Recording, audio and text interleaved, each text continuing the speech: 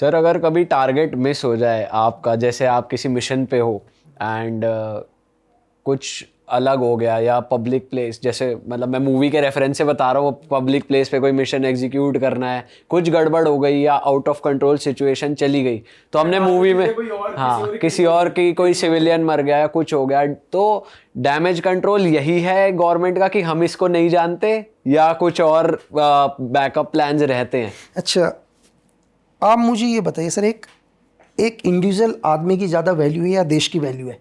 देश की वैल्यू। देश की ना। देश के लिए हज़ारों लोग कुर्बान। जब भी एक स्पाई, एक एजेंट कहीं जाता है, अगर उस देश में उसकी वजह से कुछ भी होंगे ना, आपके डिप्लोमेटिक रिलेशन ख़त्म हो जाएंगे भाई। उसका असर पूरी कंट्री के ऊपर पड़ता है।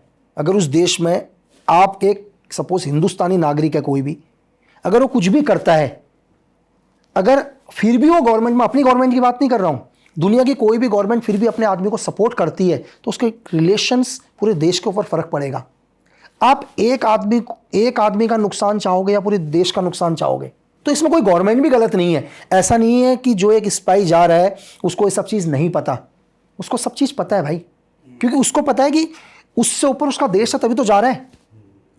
तो ये मजबूरी है दुनिया के हर देश की। हम ही नहीं यार, हम तो छोड़ो, आप क्या कहते हैं, यूएस का एक इंसिडेंट आपने पाकिस्तान में सुना होगा, ठीक है, रेमंड एलन की हिस्ट्री आप सुनना। तो रेमंड एलन का क्या था, रेमंड एलन को एक्चुअली क्या हुआ था, जब 26/11 हुआ था इंडिया के अंदर, तो यूएस को पहली बार लगा कि यार हाफिज़ यहीं तक नहीं रुकेगा करके, ठीक है। वो 9/11 से अभी तक उनका सदमा नहीं निकले थे वो लोग, और यहाँ 26/11 हुआ, तो उसका असर यूएस में भी हुआ भाई।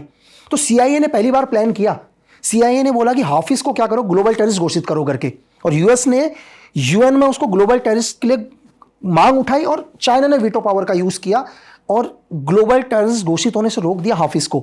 लेकिन यहां भी नहीं रुका, सीआईए नहीं रुका यहां। सीआईए ने बोला कि हाफिज़ को मारना है भाई, ठीक है। तो उसके लिए उन्होंने अपना एक एजेंट, जो वहां पर पहले डेल्टा फोर्स के हुआ करते थे, उनको एक डिप्लोमेट पासपोर्ट पर एक नॉर्मली सीआईए के थ्रू पाक एम्बेसी में भेजा, ठीक है। और वहां कंटिन्यू लोग वॉच कर रहे थे हाफिज़ के ऊपर। और एलन को एक दिन पता चला कि यार हाफिज़ का एक प्रोग्राम यहाँ, और उसी दिन था डेट गिराने का। लेकिन जैसे एलन वहाँ से निकला, रेमंड एलन वहाँ से निकला, तो सीआईए को, सॉरी आईएसआई को पता चल गया कि हाफिज़ टारगेट है करके। तो आईएसआई ने अपने 2 एजेंट लगा दिए पीछे। मतलब स्पाइनोस की दुनिया पता है क्या भाई? स्पाइनोस की दुनिया वो है कि आपको लग रहा है कि आप अकेले हो, आपके पीछे 100 की लाइन होगी, दूसरे को नहीं पता, दूसरे के ऊपर, मतलब ये चैन कभी खत्म नहीं होती है, ध्यान रखना, ये चैन कंटिन्यू बढ़ती जाएगी, ठीक है। जैसे एक अर्थवर्म आता ना, उसको काट दो तब भी चलेगा वो, तो ये कभी खत्म नहीं होता। तो रेमंड एलन पहले हाफिज़ को मारता, इससे पहले वो नज़दीक पहुंच गए भाई उसके, और दोनों रेमंड एलन को टारगेट करने लगे। इससे वो तो ऑलरेडी एक भाई, मैंने कहा डेल्टा के वहाँ की इलाइट फोर्स का कमांडो रह चुका है, उसने पहले ही दोनों को शूट कर दिया। जैसे ही दोनों को शूट किया, ठीक है, तो भाई आवाम वहाँ की गुस्सा होगी, पाकिस्तान की आवाम, वो मारने के लिए आ गई रेमंड एलन को। तो रेमंड एलन ने अपनी जान बचाने के लिए अमेरिकन एम्बेसी में कॉल किया कि यार ये चीज़ हो गई। अब सीआईए वहाँ से निकली उसकी मदद करने के लिए, इत्तेफाक से एक और मर गया गाड़ी से। मतलब जैसे ही एम्बेसी से गाड़ी निकली, तीसरा एक और मर गया भाई। और तीसरे मरने के बाद कैसे भी करके पाकिस्तान रेंजर वहाँ तक पहुँचे, वहाँ की लोकल पुलिस, रेमंड एलन को जेल में डाला भाई उन्होंने, ठीक है। मतलब अमेरिका को भी कम से कम 3 महीने लगे अपने एजेंट को बाहर निकालने के लिए, और सीआईए ने अपने एजेंट को निकालने के लिए 21 लोगों की किलिंग करी है पाकिस्तान में, और सरिया लॉ निकालकर रेमंड एलन को लेकर गए।